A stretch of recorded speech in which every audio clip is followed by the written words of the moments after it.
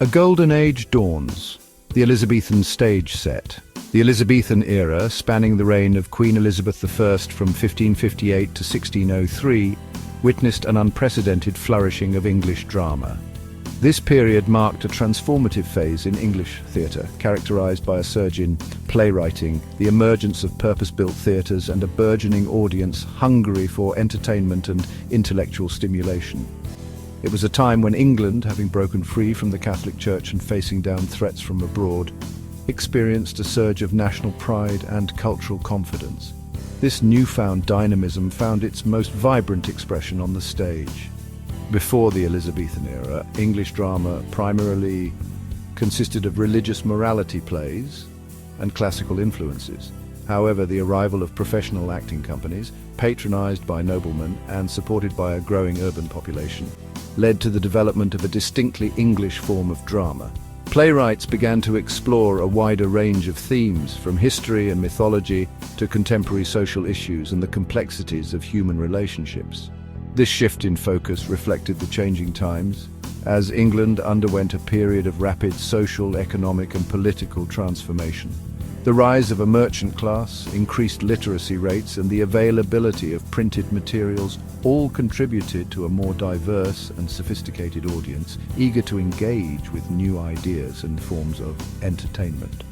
The construction of permanent theatres, such as the Globe and the Rose, provided dedicated spaces for these dramatic works to be performed. These open-air playhouses, located outside the jurisdiction of the City of London, became vibrant hubs of cultural exchange, attracting audiences from all walks of life. The stage was set for a golden age of English drama, where playwrights, actors and audiences converged to witness the birth of a new theatrical tradition. Laughter's first echoes, early comedies, take root. Early Elizabethan comedy emerged from a blend of medieval farce, classical influences, and contemporary social satire. These plays were often boisterous and farcical, featuring stock characters, mistaken identities, and slapstick humour. One of the earliest examples of English comedy is Ralph Roister Doister, written by Nicholas Udall in the mid-16th century.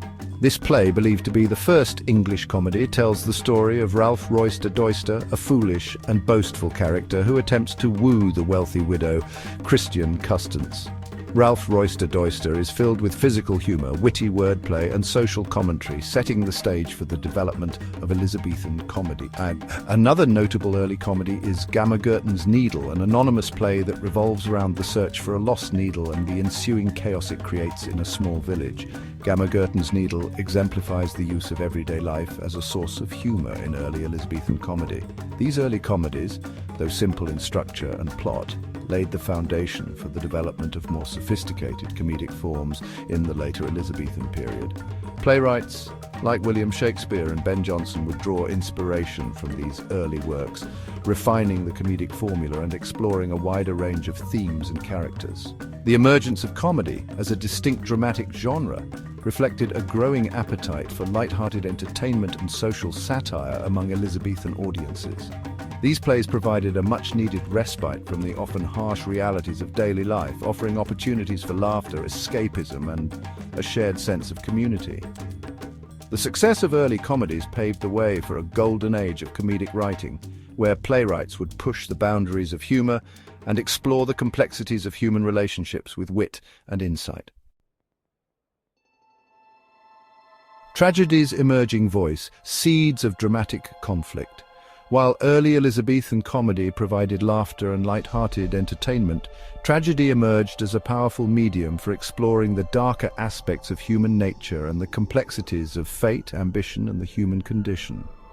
Drawing inspiration from classical Greek tragedies and the works of Seneca, Elizabethan playwrights developed a distinctive form of tragedy that reflected the anxieties and uncertainties of their age. One of the earliest examples of English tragedy is Gorboduc, written by Thomas Norton and Thomas Sackville in 1558. This play, the first English tragedy written in blank verse, tells the story of King Gorboduc, who divides his kingdom between his two sons, leading to a bloody civil war. Gorboduc established several key conventions of Elizabethan tragedy, including the use of blank verse, the five-act structure, and the exploration of themes such as ambition, revenge, and the corrupting influence of power. Another early tragedy, the Spanish tragedy by Thomas Kyd, further developed the genre by introducing elements of revenge, madness, and supernatural elements.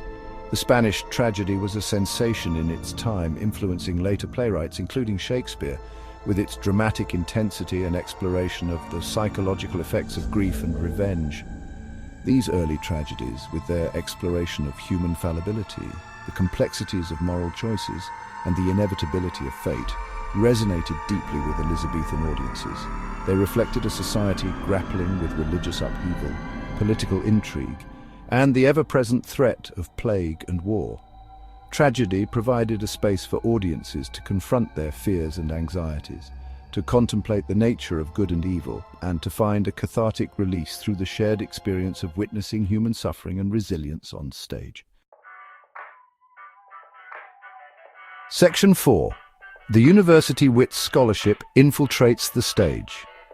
The emergence of the University Wits, a group of highly educated playwrights who had studied at Oxford or Cambridge, marked a significant turning point in the development of Elizabethan drama. These writers, including Christopher Marlowe, Robert Greene, Thomas Nashe, and John Lyly, brought a new level of sophistication and intellectual rigor to the stage. Their plays were characterized by their complex plots, sophisticated language, and exploration of a wider range of themes, including history, mythology, and classical literature. The University Wits were instrumental in popularizing blank verse as the dominant form of dramatic poetry, paving the way for Shakespeare's later masterpieces. John Lyly, known for his elegant prose and witty comedies such as Endymion and Galathea, introduced a new level of polish and sophistication to Elizabethan comedy. His plays often featured mythological themes, allegorical characters, and witty wordplay, appealing to the tastes of the courtly audience.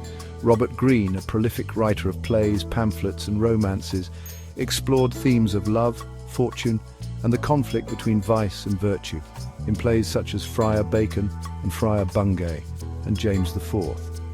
His works often featured elements of the pastoral, the romantic, and the supernatural.